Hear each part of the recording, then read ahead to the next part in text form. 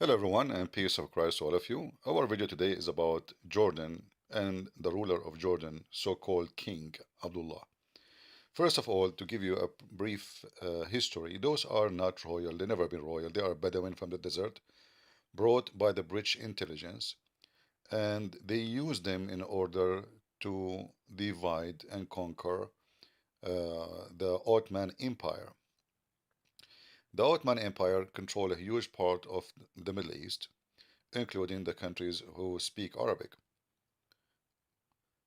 So the British intelligence, they said, well, the only way to divide them, those Muslims, is to bring someone. He claimed that he is descendant from Prophet Muhammad, peace be upon him, and he will get support, and it worked.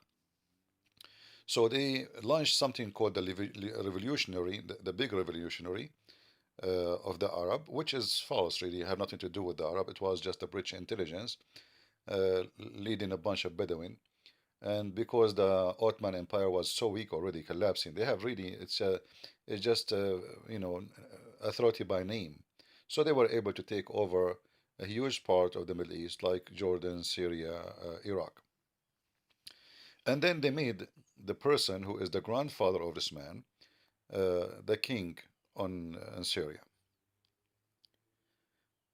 But he is no king. They are not royal, and they are really trashy family. Uh, and all their history, is about corruption. Even their first father, who is supposedly became the king, he was nobody, and he used to take a salary every month from the British intelligence, every month, even after he became a king, uh, because he have no income really. I mean, he's just a Bedouin who claimed that he is descended from Muhammad. All the point is that he is supposedly descendant from Muhammad, peace be upon him. Now, the connection between what's happening today and that history is the following. You will hear the news that King Abdullah, he is so terrified about the idea that Hamas or Palestinian, the 2 million or more, they will go to Jordan or to Egypt. Uh, Now he don't care really about Egypt, but he's worried about coming to him. So he screamed, "There's no way we will not accept." And the purpose supposedly is to defend the rights of those people who they are living there. The fact this is not true. He is so terrified because already the majority, more than I believe more than 70% already in Jordan are Palestinians. In fact, he himself, he had to marry a Palestinian woman after what happened with his father. Now, what happened with his father? And why he married a Palestinian woman?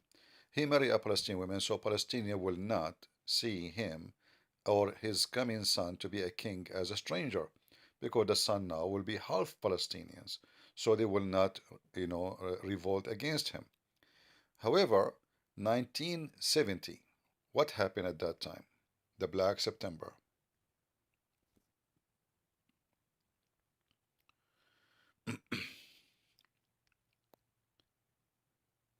In the Black September, uh, Jordan launched a war against the Palestinian in Jordan. In fact, they brought even fighters from Pakistan and even, I believe, from Israel to help them to control the authority of Yasser Arafat. So the Israeli, they help uh, Pakistan and other countries, like, maybe they are not important to mention, but even Turkey help Jordan to subdue those Palestinians. The reason Turkey did that because Yasser Arafat was not in a good relationship with the at that time they are liberals government. So anyway, and he kidnapped airplane, etc. And even he was making risk and a threat against the Turkish airline. So many forces joined together with the king of Jordan at that time, King Hussein, and in 1970 they killed thousands and thousands of Palestinians, including women and children. In this image, you will see the Palestinian using even children's in the war with Jordan. As you see in the image here, if you look at this image, you will see this guy is just a child, as you see, holding a machine gun. It's called Sinobal.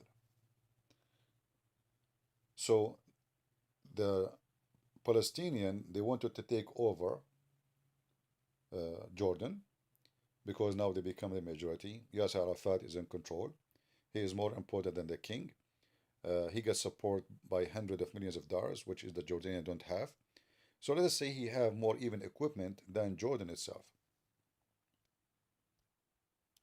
However, because Jordan gets support from other forces to eliminate the control and the possibility of the Palestinian taking over Jordan, they were able to be victorious and kill tens of thousands. Now the numbers, and not only that actually, in 1970 the war started at the beginning, and he killed a lot of them, but that was not enough to stop the Palestinian from doing more harm to Jordan.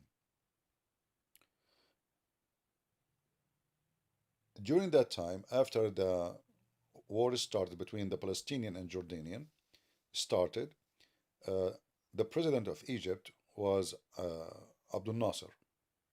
Abdul Nasser is a dreamer. He think he is going to be like the caliphate and etc. And the Middle East at that time have a high respect for him. Most of the Muslims in the Middle East. Even though, by the way, he killed a lot of Muslim Brotherhood, which means he is the first enemy of Hamas because they attempt to kill him, and actually I believe they are the one who killed him. The images we see, this is or the Palestinian, they have centers everywhere in Jordan. And as you see, they have a sign. I mean, it's like nobody there to tell them why you are having weapon in the street. They can arrest anyone they want. And this is exactly what they did the same in Lebanon too. In Lebanon, they did exactly the same. And until Israel came to the south of Lebanon and even to Beirut and sent them all the way to Tunisia, if you remember. So they started doing the same movie in Jordan, and they did control many territory. And the king and the police of the king, they don't even dare to go there. As you see here, this is what it's called Palestinian Liberation Organization, 1970. They have tanks. Can you believe it? They have tanks. Actually, they have tanks more than Jordan they have. They have tanks more than the country army. So the Jordanian army don't have as much they have. That's why they said, okay, you know what? We can kill them all, and we can kill this king, and we can take over. And this is what the plan. But the plan did not work as they wish because many international forces involved, and thousands of fighters from Pakistan they came to help the Jordanian, and we do not know exactly who is the one who paid for those came from Palestine because all of them they are just they are not supporting him because they like him. They are just for money. In fact, until now, Jordan have a lot of Air Force pilot. Even during the war with Israel, 1973, the Jordanian more than 50% of their pilots were from Pakistan. So they have like a special connection with Pakistan, and they always support them in that field. However, uh, the king of Jordan, he was able to control them in 1970, and he killed a lot of them by the help of other international forces, as we mentioned. And then the president of Egypt, Abdul Nasser, he got involved and he made them shake hands. As we see in the picture, this is King Hussein in the right. This guy, Arafat, I don't know, he look weird, really. I mean, this is... And by the way, he is not even Palestinian. You believe it or not? The leader of the Palestinian, he is not Palestinian. Anyway, so he made them shake hands, but as usual, Arab, they shake hands, but they kill each other second day. So they shake hands, but then the one in the middle, Abdul Nasser, he died. He was killed, actually, not long after, and the war started again between the king of Jordan and the Palestinian in 1971. In 1971, the same scenario repeated, and about between 3,500 to 5,000 in that year, Palestinian, including women and children, as the report says. And I don't really trust any report, but this is the information there. it says that they were killed by the military of Jordan. And here we ask ourselves, how come if the Palestinian they try to take over in a place, we kill them, and it's okay? And if they are getting killed in different place, it's not. How come, as an example, Hassan Nasrallah, the Hizballah, they were killing Palestinian who support what is called revolution against the Assad in Syria, and they are killing Hamas, specifically Hamas in Syria, and they are killing the Muslim Brotherhood, which is Muslim Brotherhood, it's Hamas in Syria, but they are supporting Hamas in Israel. So the story is not what people think. They don't really care for the Palestinian. Iran and Hezbollah and the King of Jordan, all of those scumbags, they are using those for a purpose of their own agenda. Iranian, they want to spread Shiaism between the Muslim Sunni. And they notice, since they announced that they are the enemy of Israel, and Nasrallah, the leader of Hezbollah, as you see, this is behind him in his office, the picture of Al Khomeini and the leader who became after him, the leader right now in Iran. So those people, they don't hide even they belong to who. And the whole idea is, if we say we hate Israel, we want to kill every Jew, that will make the Muslims support us around the world, even though they hate Shia, but that will make us have a reputation. And actually, they were able to convert a lot of Muslim Sunni into Shiaism during the last, let's say, 20 years, especially after the Israeli withdrew from the south of Lebanon because of a stupid politics. And then Hezbollah, they presented themselves as the one who bring victory against the Israeli, which is absolutely false. You know, the Israeli, they left because they have no interest to stay there no more. The same as the American, they left Afghanistan because what for? Why wouldn't I stay? It's just costly. There's nothing. Spending money for nothing. However, Hezbollah claimed victory, and that made them feel that it was a very successful, let us say, plan, because they noticed how many Muslim Sunni they converted to Shiaism after they did that self-acclaimed victory. And now it's the same. They are supporting Hamas in Israel, but they are killing Hamas in Syria. They are supporting Muslims in Israel, but they are killing Muslim Sunni in Syria. They are supporting all kind of armed forces in Israel, but anyone who is armed forces against the Assad regime in Syria, they will kill him. Same they do in Iraq. The Muslim Sunni, they are slaughtered, killed. They've been driven out of their territory. They are not even allowed to visit the grave of Saddam Hussein, you know. If you visit Saddam, because for the Sunni, Saddam Hussein was a hero. So this is a very Iranian regime, like mafia gang, and they earn reputation by the help of the Israeli. To make it simple, the stupid politics always play a role to make terrorists flourish. In fact, all of them, they practice the same thing. They support terrorism when they want. Netanyahu, as an example, he supported terrorists in Syria who they were fighting Hezbollah. And the game they play here, the enemy of my enemy is my friend. But we know that Hamas never been and never was the friend of Israel. But Netanyahu himself, he supported Muslim Brotherhood, which is Hamas in Syria. And this is a great example not to anyone in the future think about such a plan. Supporting evil will do nothing except to bring in evil to you back.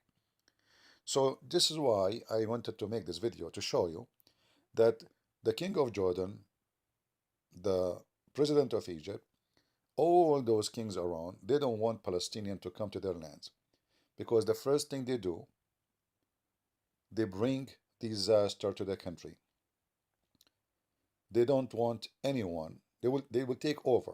You bring them over as refugee. You take care of them.